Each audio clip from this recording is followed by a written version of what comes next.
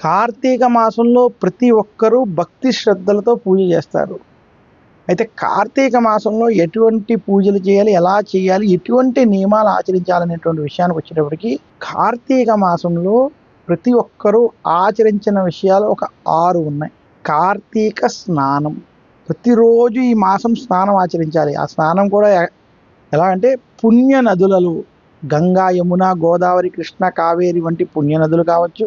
అలాగే మనకి తటాక ప్రాంతాలు, సముద్రం వంటి ప్రాంతంలో కూడా కావచ్చు. ఆ వాతావరణాన్ని పరిస్థితిని చూసుకుని పుణ్య నదుల్లో లేదా సముద్రంలో సంకల్ప సహితంగా భక్తి శ్రద్ధలతో స్నానం చేయాలి. అంతేగాని మీ యొక్క ఆటలు పాటల కోసం మాత్రం స్నానం కాదు. ఇది భక్తి శ్రద్ధలతో ఇంటిలోనే స్నానం చేసి ఆ నది వద్దకు వెళ్ళి పంచ వంటివి కట్టుకుని, స్త్రీలైతే వారికి అనుకూలమైనటువంటి వస్త్రములు, చీర వంటివి ధరించి సంకల్పం చెప్పుకుని భక్తి శ్రద్ధలతో 3 మునకలతో స్నానం చేసి దేవతలకి తర్పణాలు, పితృదేవతలకి తర్పణాలు, నదికి నమస్కారం వంటివి చేసుకుని అలా సంకల్ప సహితంగా కార్తీక పుణ్య స్నానాన్ని భక్తి శ్రద్ధలతో ఆచరించమని శాస్త్రం.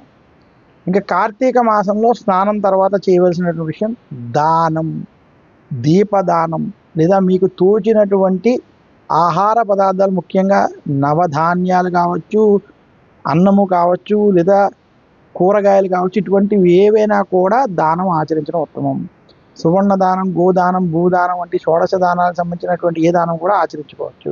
మామూలు రోజుల్లో చేసేటువంటి దానం కన్నా కార్తీక మాసంలో చేసేటువంటి దానానికి విశేషమైన ఫలితం ఉంటుందని శాస్త్రం.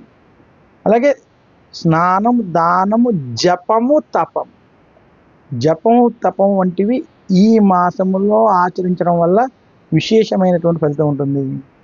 ఇక కార్తీక మాసంలో దీపారాధన.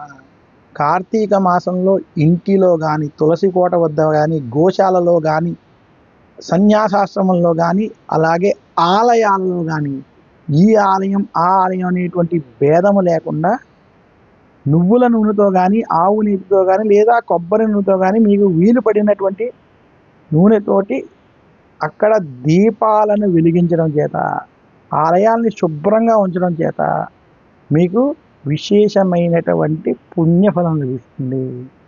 ఈ రకంగా కార్తీక మాసంలో స్నానం, దానం, జపం, తపం, హోమం, దాంతోపాటు దీపారాధన వంటివి చేయడం. దీంతోపాటు కార్తీక పురాణాన్ని ఈరోజు వినాలి.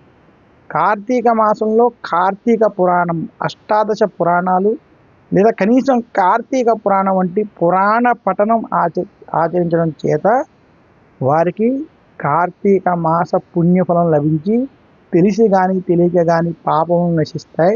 దానివల్ల భక్తి పెంపొందింపబడి సత్వగుణం వారికి కలిగి కార్తీక మాసంలో సత్వగుణము ద్వారా జ్ఞానం వచ్చి, జ్ఞానం ద్వారా మోక్షం వైపు అడుగులు వేయడానికి ఈ యొక్క మాసం మనకు ఉపయోగపడుతుందని పెద్దలు తెలియజేశారు.